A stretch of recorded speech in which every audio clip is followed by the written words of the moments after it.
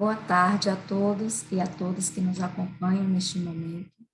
Eu me chamo Maíra Bahia, faço parte do Movimento Espírita de Catu e hoje darei continuidade ao ciclo de palestras que vem abordando os capítulos do livro Pão Nosso, ditado pelo Espírito Emmanuel, psicografado por nosso querido Chico Xavier. Então, daremos início a essa tarde, fazendo a prece inicial, tá? Então, eu convido a todos neste momento para acalmar os pensamentos e se concentrar nesse instante. Agradecer a Deus por tudo, por este momento de paz e pedir à espiritualidade maior que nos inspire nessa tarde de reflexão e de conhecimento, que possamos colocar os ensinamentos do Cristo em prática nas nossas tarefas diárias, vencendo assim as dificuldades, os obstáculos terrestres que fazem parte das nossas existências aqui neste planeta de aprendizagem. Que a paz esteja com todos e que esta tarde seja de muita luz e de muito conhecimento para todos nós. Eu agradeço o Centro Espírita Irmão Miguel pelo convite, pela oportunidade de estar aqui divulgando mais uma vez os ensinamentos do Cristo, do nosso querido Mestre Jesus. Então, vamos abordar, como já disse anteriormente, o capítulo 9 do livro Pão Nosso, né? Eu estarei aqui compartilhando a apresentação para que todos nós possamos acompanhar melhor, tá? Com leitura, né, e ouvindo, acredito que a absorção, ela se torna mais ampla.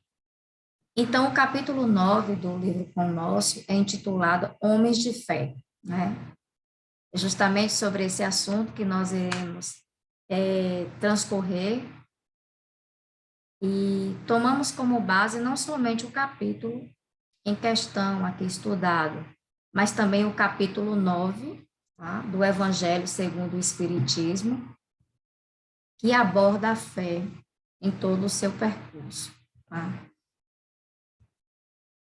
Então, iniciamos com essa frase aqui, que diz que os homens de fé não são aqueles apenas palavrosos e entusiastas, mas os que são portadores igualmente da atenção e da boa vontade perante as lições de Jesus, examinando-lhes o conteúdo espiritual para o trabalho de aplicação no esforço diário.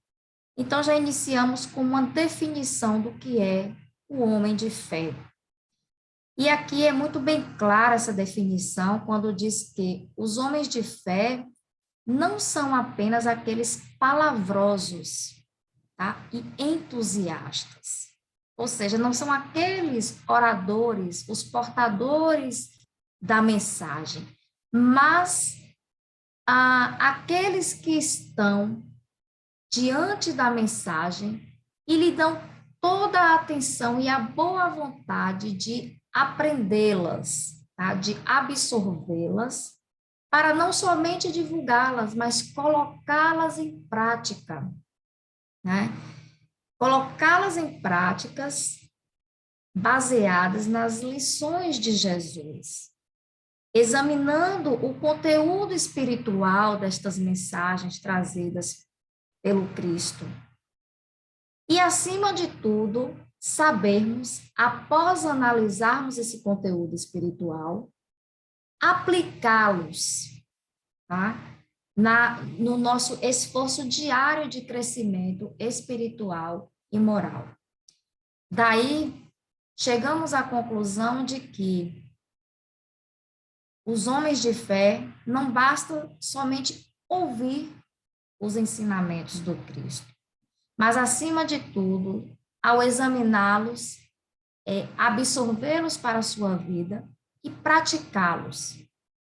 Daí, nós percebemos que o exemplo é o melhor caminho desses homens de fé. E o Evangelho nos elucida bastante sobre isso quando diz que pregai pelo exemplo da vossa fé para dá-la aos homens. Pregai pelo exemplo das vossas obras para os fazer ver o mérito da fé. Pregai pela vossa esperança inabalável para lhes fazer ver a confiança que fortalece e leva a enfrentar todas as vicissitudes da vida. Então, o homem de fé é aquele que, ao absorver os ensinamentos do Cristo, os pratica, os põe em prática e torna essa prática um exemplo para aqueles que o veem, né, em suas obras, em suas ações. Então, pregar pelo exemplo é a melhor prática, né? É colocar de fato o ensinamento absorvido, aprendido, tá? Em prática, sermos exemplo, né, daquilo que falamos, daquilo que defendemos e cremos. Jesus então diz, segundo Mateus, que todo aquele, pois, que escuta estas minhas palavras e as pratica, assemelhá-lo-ei ao homem prudente que edificou a sua casa sobre a rocha. Ora, esse homem prudente que edifica a casa sobre a rocha, um lugar difícil, de difícil e longa escalada, de difícil e trabalhosa edificação, por ser um local complicado e complexo de se edificar um alicerce, né? Ele fala da construção de uma casa sobre a rocha. Construir algo sobre uma rocha é de uma complexidade muito ampla, é de uma dificuldade muito trabalhosa. Então, todo aquele que escutai as minhas palavras e as colocar em prática, será, diante dos olhos de Jesus, aquele que assemelhar-se-á ao homem prudente, que edifica a casa sobre uma rocha, né? Que edifica uma construção sobre um lugar pedregoso e de difícil acesso. Por que Jesus coloca essa edificação num lugar tão complicado?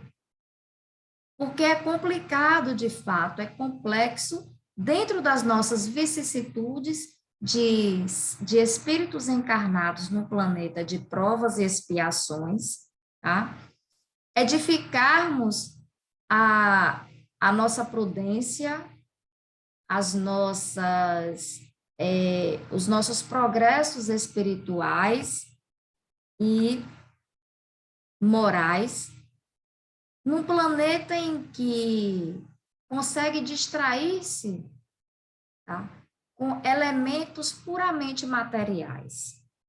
Então, seguir os ensinamentos de Cristo, que é justamente o desprendimento desses elementos materiais para uma entrega ao espiritual e um aperfeiçoamento profundo do ético e do moral, é completamente e altamente trabalhoso e dificultoso, né? Daí, aquele que conseguir absorver as palavras trazidas por Cristo e conseguir praticá-las, tornar-se exemplo dentro da sua prática, assemelhar-se-á àquele que conseguiu edificar a casa sobre uma rocha. Daí, os homens moderados, que, registrando os ensinos e avisos da Boa Nova, cuidam desvelados da solução de todos os problemas do dia ou da ocasião, sem permitir que suas edificações individuais se processem longe das bases cristãs imprescindíveis. Então, aqueles homens que conseguem registrar, né, os avisos da Boa Nova, os ensinamentos do Cristo, eles conseguirão ultrapassar os problemas do dia a dia ou de determinada ocasião, sem titubear na sua fé, sem carregarem dentro de si a incerteza, né? O pensamento de que não vai conseguir ou de que vai dar errado. Tá? Então, as edificações individuais, baseadas, tendo como base os ensinamentos cristãos, conseguem embutir-se de fé, de certeza, de esperança, de pensamentos que vislumbram um futuro, né? De pensamentos que têm dentro de si a perseverança a todo momento, a esperança. Então, aqui, nós nos colocamos diante daquela famosa frase de que a fé transporta montanhas, né? A fé, ela consegue sim transportar as imensas montanhas que existem na vida terrestre. Mas que montanhas são essas que devemos transportar no nosso dia a dia, né? As montanhas que a fé transporta são as dificuldades, as resistências, a má vontade, os preconceitos da rotina, o interesse material, as paixões orgulhosas e a cegueira do fanatismo. Estamos todos aqui encarnados num planeta de grande aprendizagem, num planeta que comporta-se como uma grande escola, tá? Onde todos devemos aprender os caminhos que nos levam ao progresso espiritual e moral. Daí, devemos nos embutir de fé, de coragem, de vontade de mudar realidades que nos trazem dificuldades e resistências. Devemos vencer a má vontade existente em nós e também no outro que convive perto de nós. Os preconceitos que as rotinas carregam, sejam preconceitos religiosos, étnicos, e diversos tipos de preconceitos que dificultam a caminhada ao progresso da humanidade. Devemos deixar de lado também os interesses materiais e colocar a questão do ser acima do ter, né? Para conseguirmos nos aproximar da reforma pela qual todos nós temos que passar para conseguirmos atingir esse progresso, que é o que importa de fato, não é o material, e sim o espiritual, o moral. Se o interesse material suplantar as questões éticas e morais, nós estaremos entrando num estacionamento dentro da grande lei do progresso. As paixões orgulhosas que nos levam às vicissitudes também devem ser deixadas de lado. Na verdade, o homem de fé, de fato, em sua essência, não possui tais preceitos, né? Ele consegue vencer as dificuldades e resistências porque ele crê. Ele tem uma crença no divino e também em si mesmo.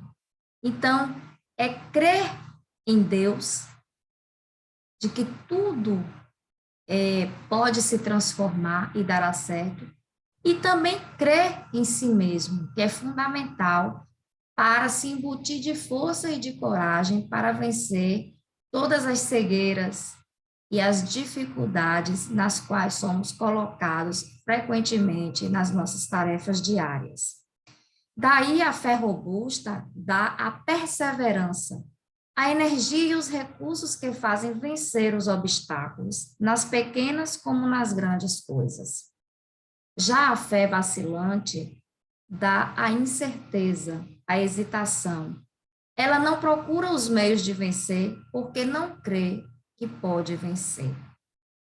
Então, os verdadeiros homens de fé são embutidos de fé robusta, aquela que dá energia, perseverança, que traz esperança de que o futuro será mais promissor, de que encontraremos a luz mais à frente, independente do momento obscuro pelo qual passamos. A fé, então, se diz da confiança que se tem no cumprimento de uma coisa, de uma certeza de atingir um fim.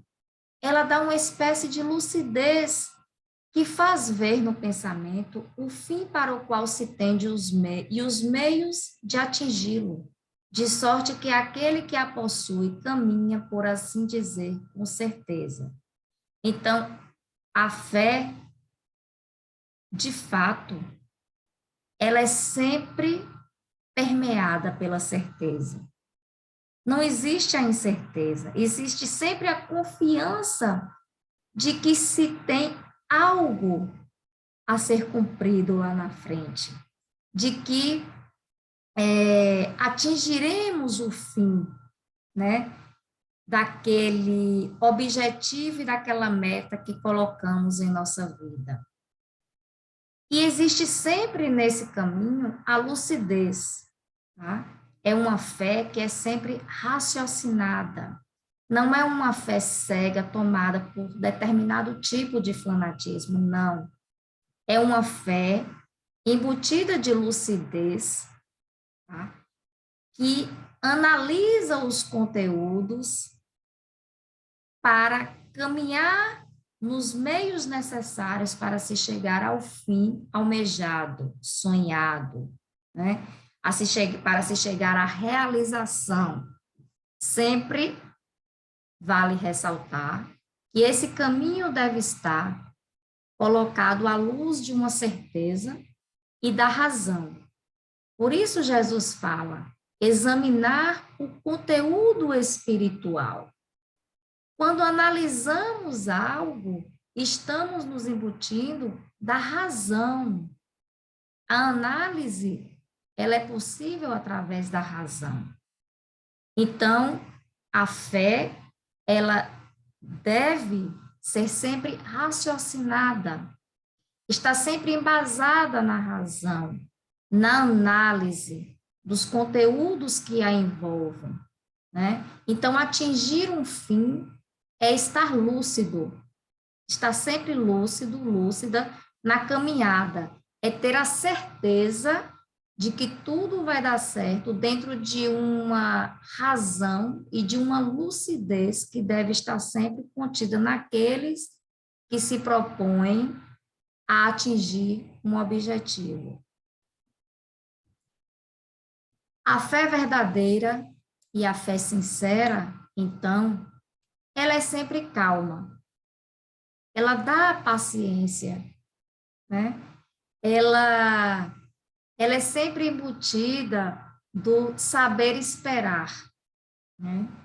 A fé verdadeira e sincera, ela não tem pressa de atingir o objetivo, tá? Porque ela não é envolvida a nenhum momento por uma incerteza de que vai dar errado. Então, aquelas pessoas que têm certeza de que algo vai dar certo, elas não têm a celeridade dentro de si, não quer ver acontecer logo.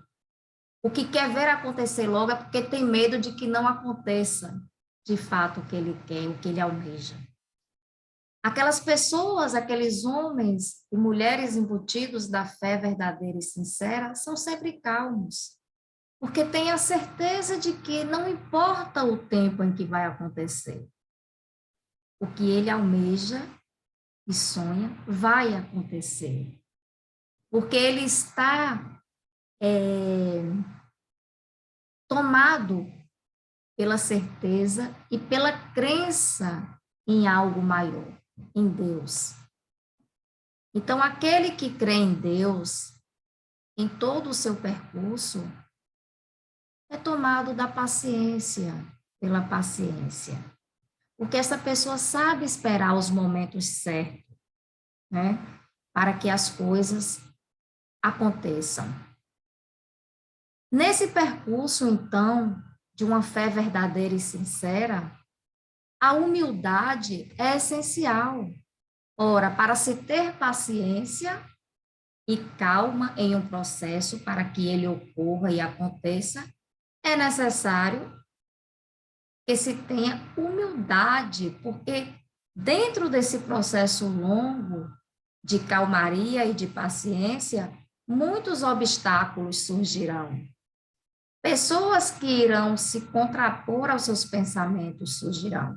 E devemos, então, estar embutidos de humildade para saber lidar com tais situações.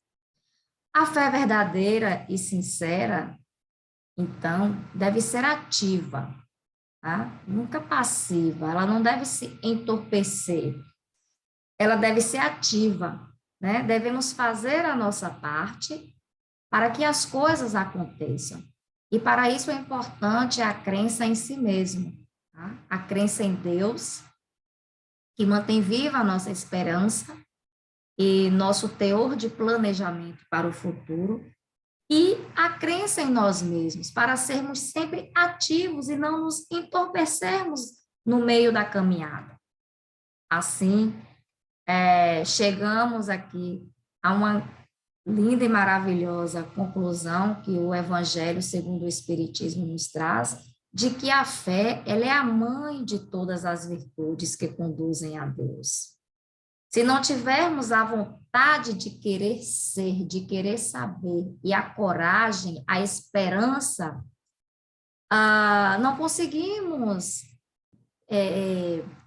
deliberar em nossas vidas ou fazer florescer em nossas vidas as demais virtudes. Porque sem a vontade de ser, sem a vontade de querer, sem a vontade de querer aprender, fazer, praticar, nós não perdemos a esperança. E sem a esperança não conseguimos lutar para aprendermos as demais virtudes, né?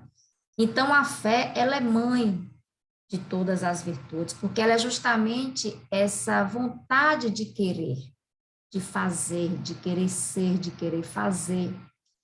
Ela é a esperança, né? Ela é, na verdade, traz como consequência não só a esperança, mas também a caridade. Porque embutidos de esperança, os seres humanos conseguem, tá, dentro da esperança, planejar o futuro.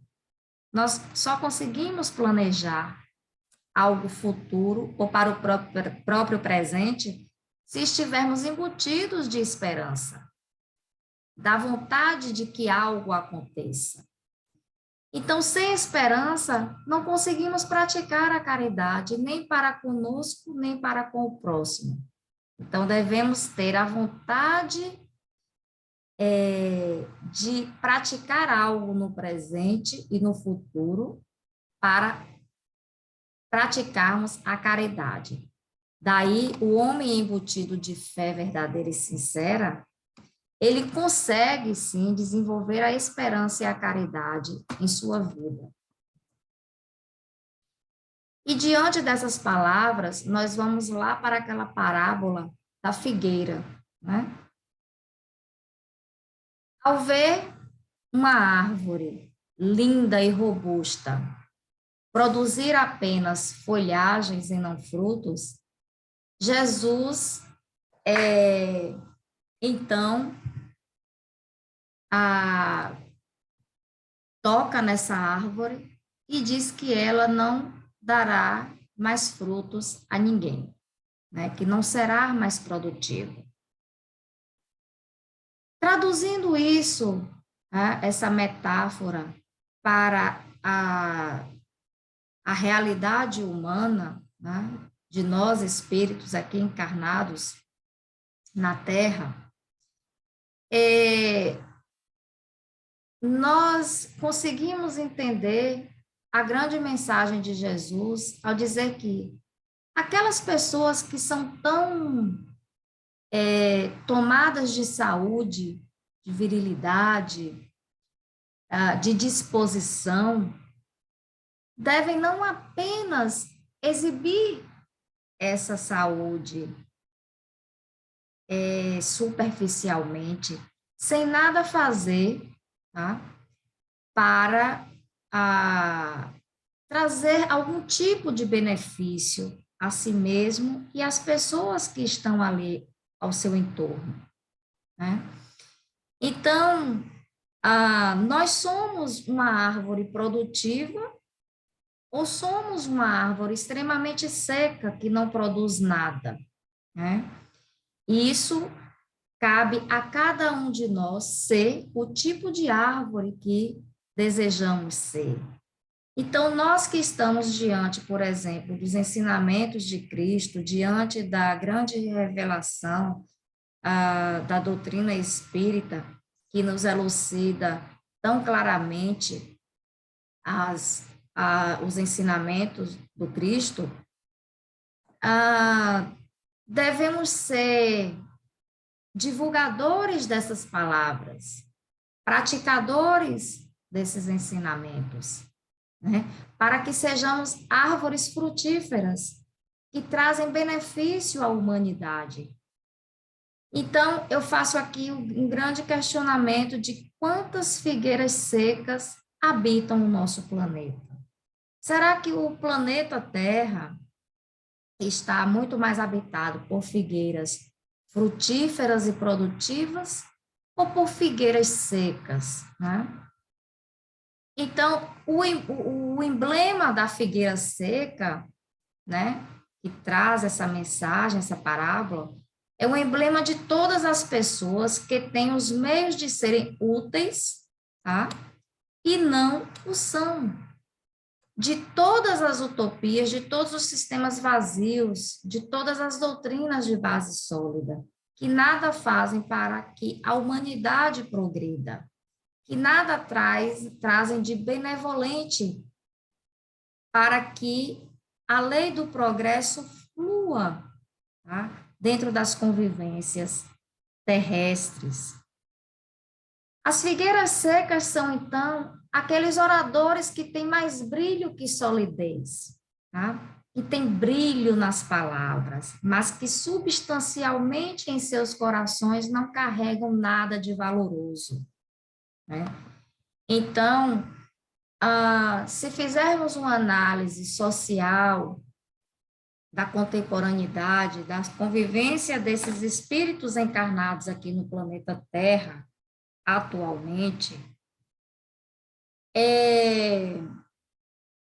nos deparamos com muitas figueiras secas. Basta analisarmos os comportamentos, o grau de violência, né? Os comportamentos completamente desprovidos de questões éticas e morais, comportamentos que promovem, ao invés do bem, o mal, a violência, a agressão.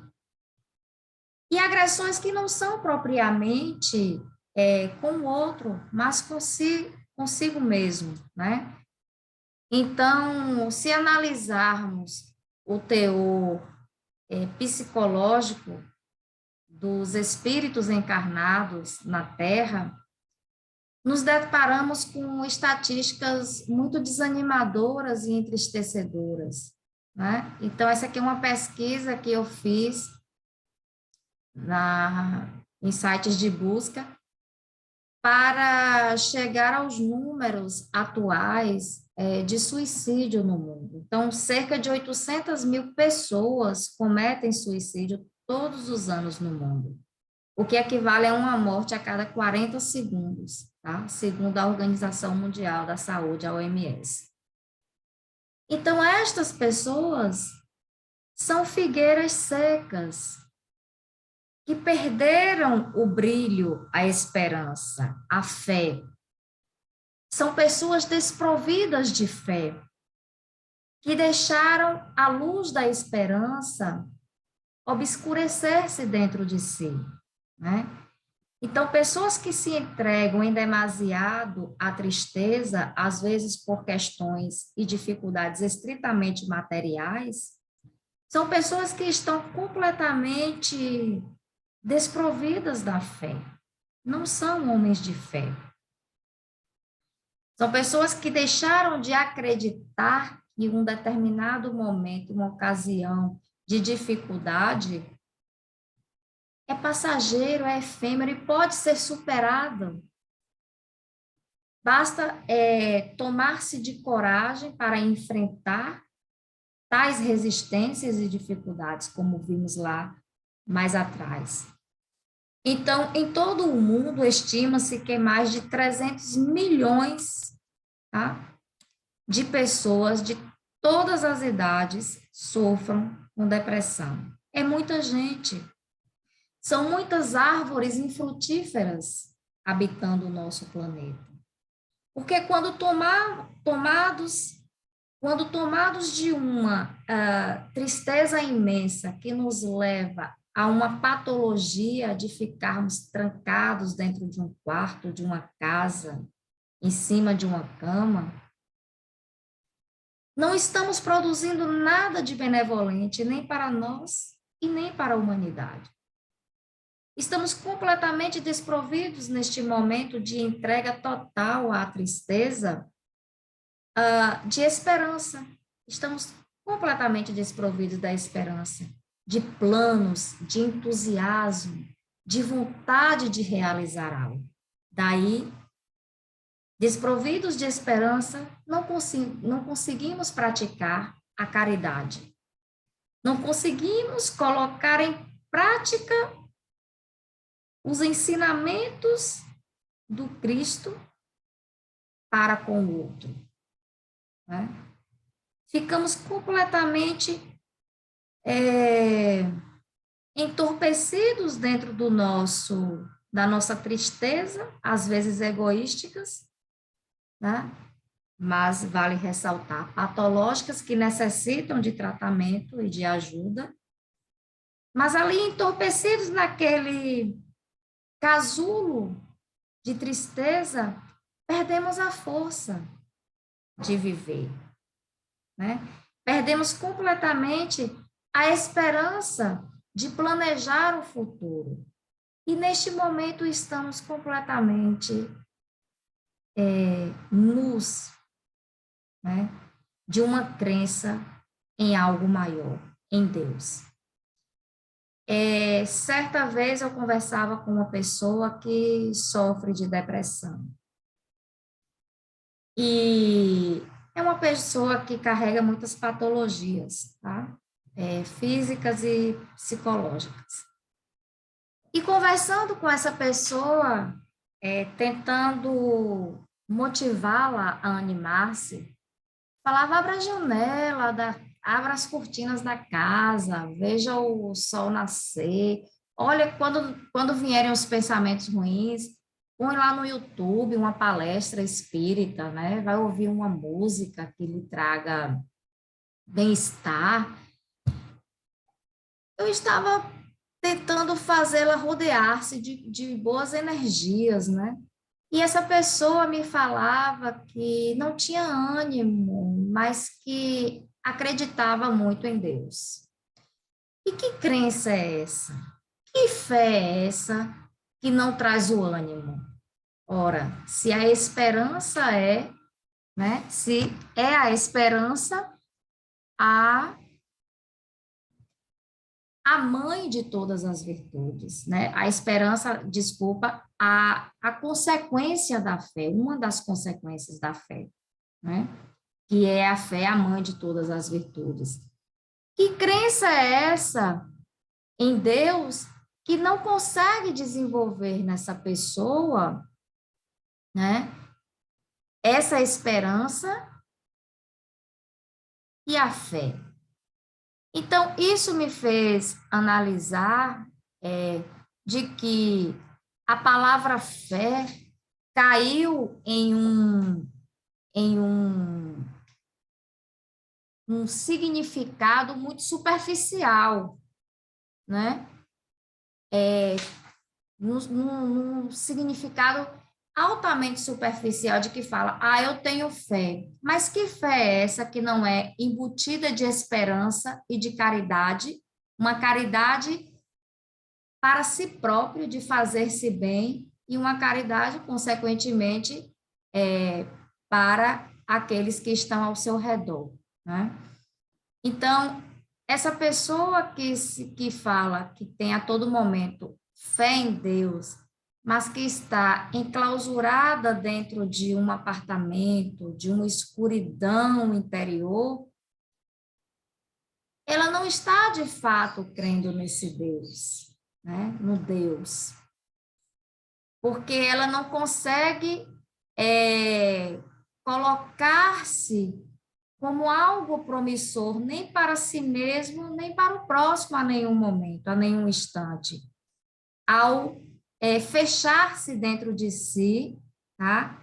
Dentro de um sofrimento e de uma tristeza profunda. Daí a fé desperta, né? Todos os nobres instintos que conduzem o homem ao bem. Ela é a base da regeneração. Ora, aquele que se diz que está sempre, que carrega essa fé em Deus, mas não consegue regenerar-se, ele está realmente embutido de fé? Ele está realmente tomado da fé sincera e raciocinada? Se estiver, estaria realmente naquele estágio tão profundo de tristeza e depressão? Então, a fé sincera e realmente verdadeira, ela desperta todos os nobres instintos, inclusive a alegria, né? A esperança, a vontade de viver. Nobres instintos estes que conduzem o homem ao bem. Então, que bem estou fazendo para mim mesmo ao trancar-me em mim, ao enclausurar-me dentro de uma tristeza profunda? Onde está a fé que vai dar um pontapé para que a esperança floresça, não é? Então, a fé verdadeira e sincera, ela é a base da regeneração.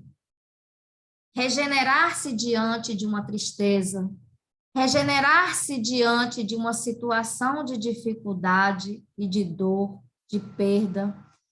E essa regeneração, ela pode acontecer a qualquer momento, tá? Ela pode acontecer até no último suspiro de vida aqui na Terra. Nós temos um exemplo dos ensinamentos bíblicos que mostra a regeneração de uma forma maravilhosa, né? E a manifestação da fé de uma forma maravilhosa na história de Dimas, tá? O ladrão que foi crucificado ao lado de Jesus. Dimas acha extremamente injusto tudo aquilo que aquele homem tão bom, né? Que trouxe somente ensinamentos lindos, esteja na mesma situação que ele, sofrendo as mesmas dores que ele, numa cruz. Ele que era um ladrão e aquele homem que era o encarregado de nos trazer os grandes ensinamentos que fazem a humanidade saborearem o progresso espiritual e moral. E Dimas, então, vira para Jesus e fala: ó mestre, eu posso estar no paraíso também, né? Jesus vira para ele e diz: você estará no paraíso ao meu lado, tá? Mais adiante. Mais tarde estaremos juntos, né? Então, naquele momento, ele se redime de todos os seus erros. E nasce nele uma fé imensa naquele homem de corpo todo sangrado e debilitado, mas que emanava uma luz maravilhosa.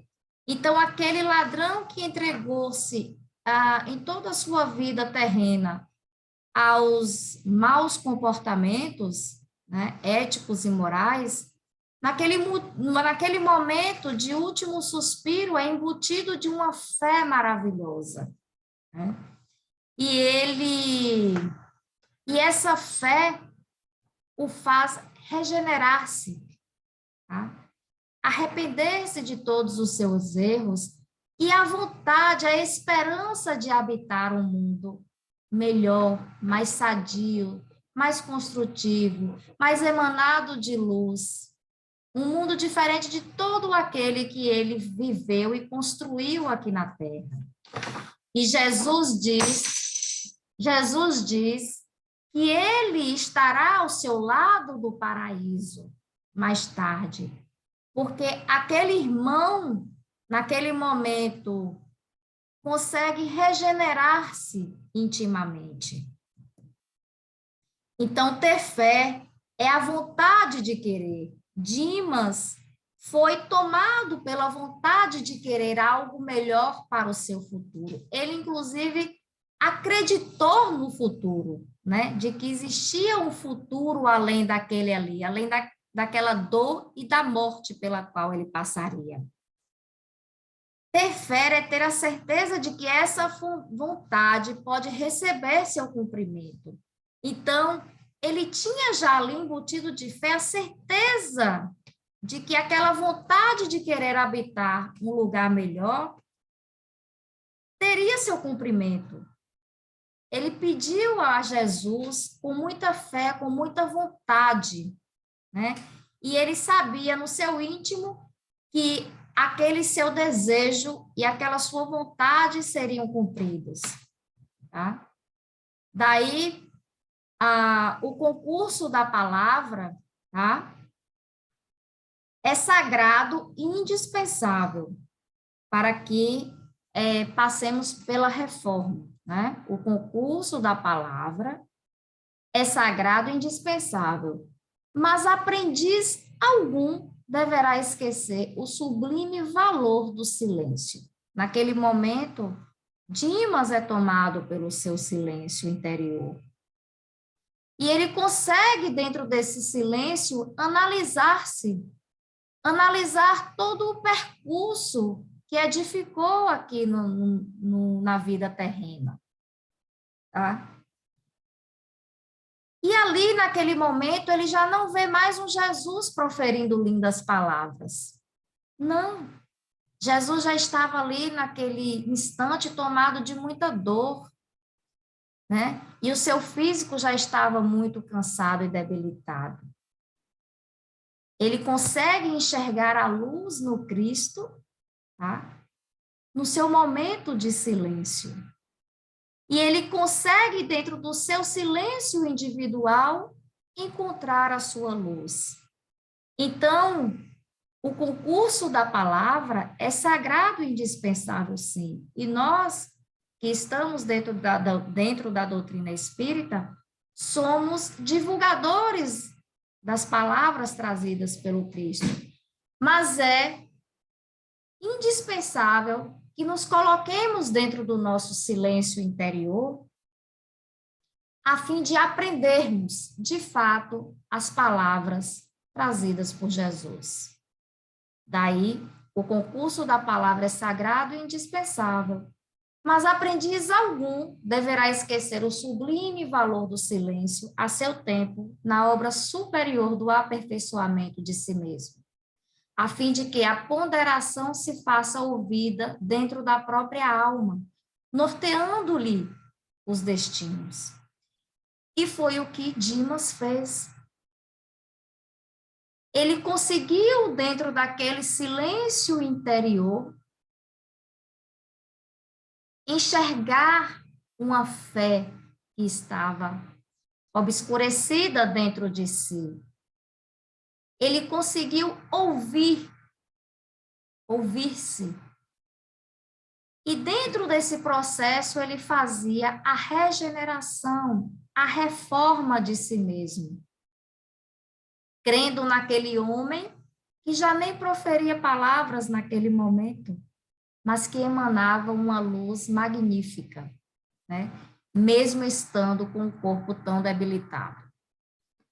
Então, para sermos esta árvore frutífera e linda e verdadeiros homens de fé, temos que trabalhar a todo instante o nosso interior. Caso não trabalhemos arduamente o nosso interior nas tarefas dificultosas do dia a dia e dos inúmeros eventos dificultosos que surgem na nossa caminhada, né? Seremos árvores infrutíferas e extremamente secas, desprovidas de frutos tomados de luz e de benevolência. Então, essa é uma escolha extremamente individual e pessoal de cada um de nós. Eu agradeço a oportunidade de estar com vocês, ter estado com vocês nessa tarde, e espero que todos nós possamos refletir, né? Todas as palavras que nos foi trazida pelo nosso querido Mestre Jesus, que consigamos praticá-las no nosso dia a dia. E finalizamos então este momento com o Pai Nosso. Vamos então acalmar nossos pensamentos e agradecer por esta oportunidade de aprendizagem. Pai nosso que estais nos céus, santificado seja vosso nome. Venha a nós ao vosso reino. Seja feita a vossa vontade aqui na terra como em todo o universo. O pão nosso de cada dia dai-nos hoje e sempre, Senhor. Perdoa, Pai, as nossas ofensas e livra-nos de todo mal, porque teu é o reino, o poder e a glória para sempre. Que a paz esteja com todos neste momento, agora e sempre. Finalizamos então esta tarde. Um grande abraço afetuoso a todos.